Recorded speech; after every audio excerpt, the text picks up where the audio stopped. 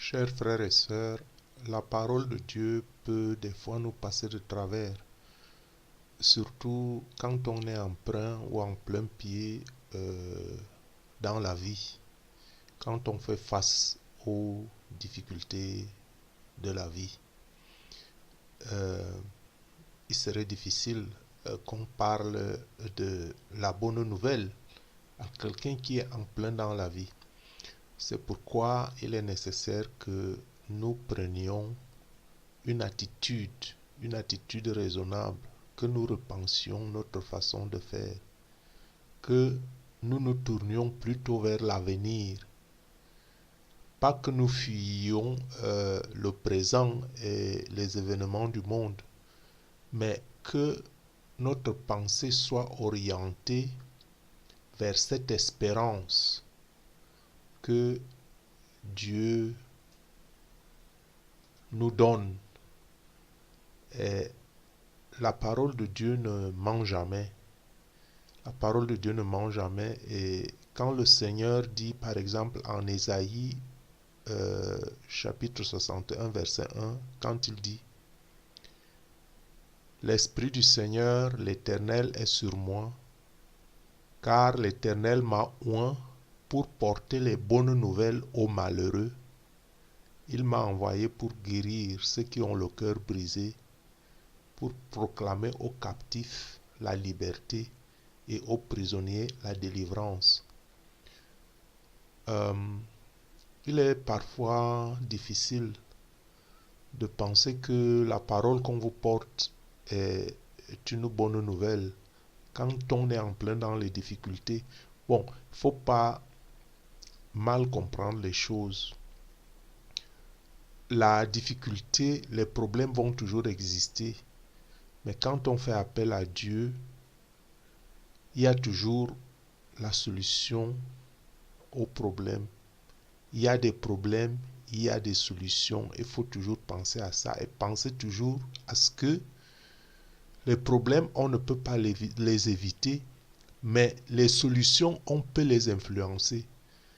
Parce que quand on fait appel à Dieu, il faut savoir que rien ne dépasse la charité de Dieu. Rien n'est au-dessus de la charité de Dieu.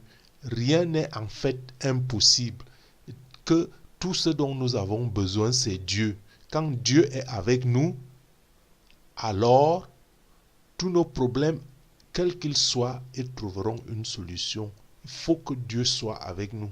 La meilleure, les plus grandes difficultés, c'est quand Dieu n'est pas avec nous, quand on est incertain. Donc il faut cultiver cette conscience. Il faut avoir cette foi ferme que quelles que soient les difficultés, Dieu est à vos côtés, il résoudra le problème. Ça me rappelle un peu un passage des Écritures où les pharisiens s'en prenaient aux disciples de Jésus parce que les disciples de Jésus mangeaient et buvaient et puis les pharisiens disaient que pourquoi ces disciples ne jeûnaient pas. Et Jésus leur a donné une réponse. Jésus leur a dit que ça ne sert à rien de jeûner quand on est avec l'époux. C'est quand l'époux est absent qu'ils feront toutes ces choses. Bon, ça veut dire que il faut comprendre cette anecdote à deux niveaux.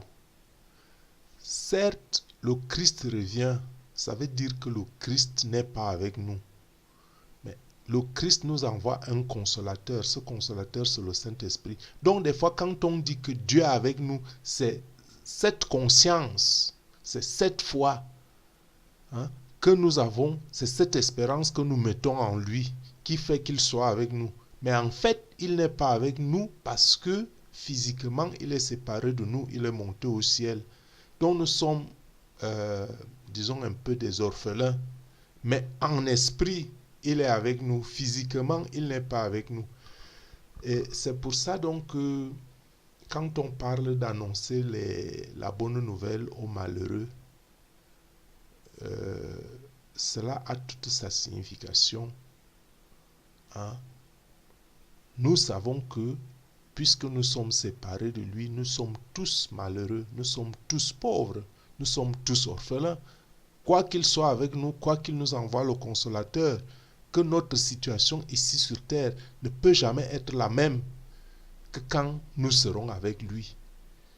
Et c'est pour ça que j'ai donc pensé à ce psaume 70, c'est un peu l'introduction de ce psaume 70, où en réalité, c'est un psaume qui fait appel à Dieu. Ô mon Dieu, hâte-toi vers moi, tu es mon aide et mon libérateur.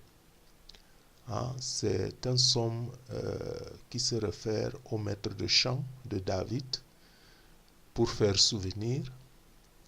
Ô Dieu, hâte-toi de me délivrer. Seigneur, hâte-toi de me secourir.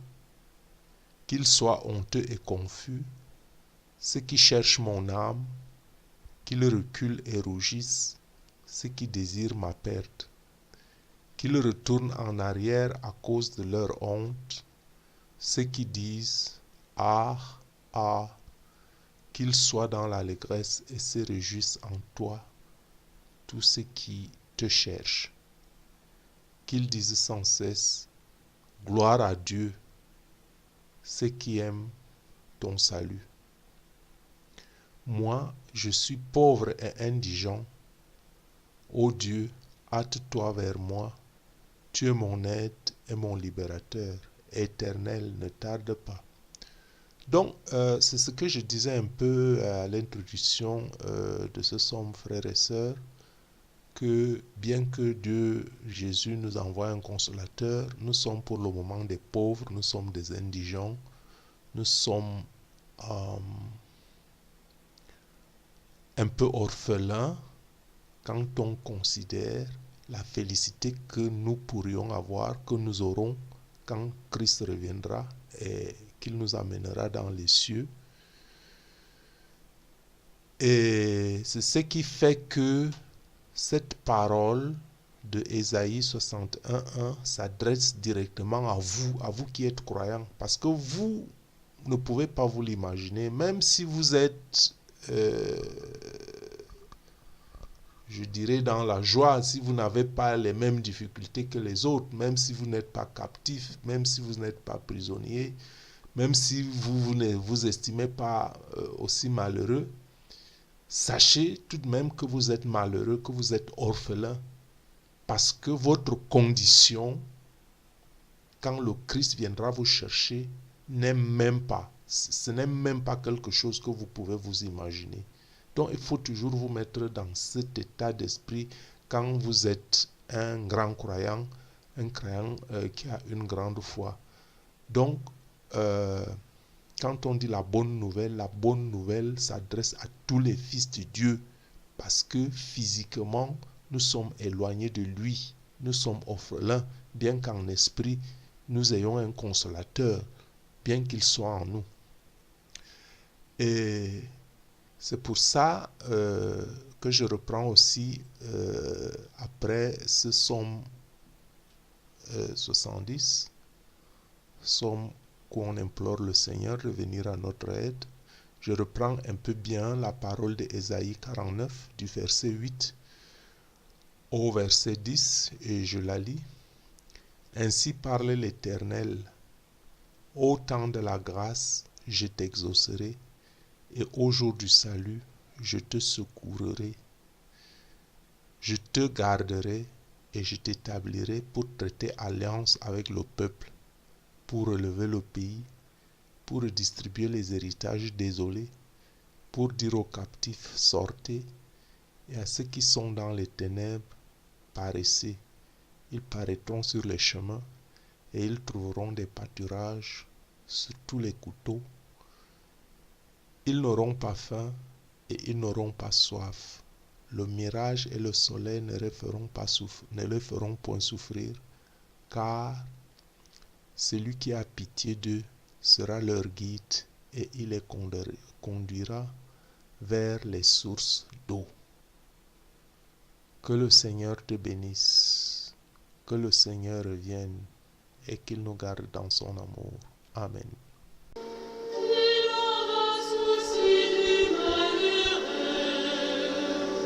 Il sauvera le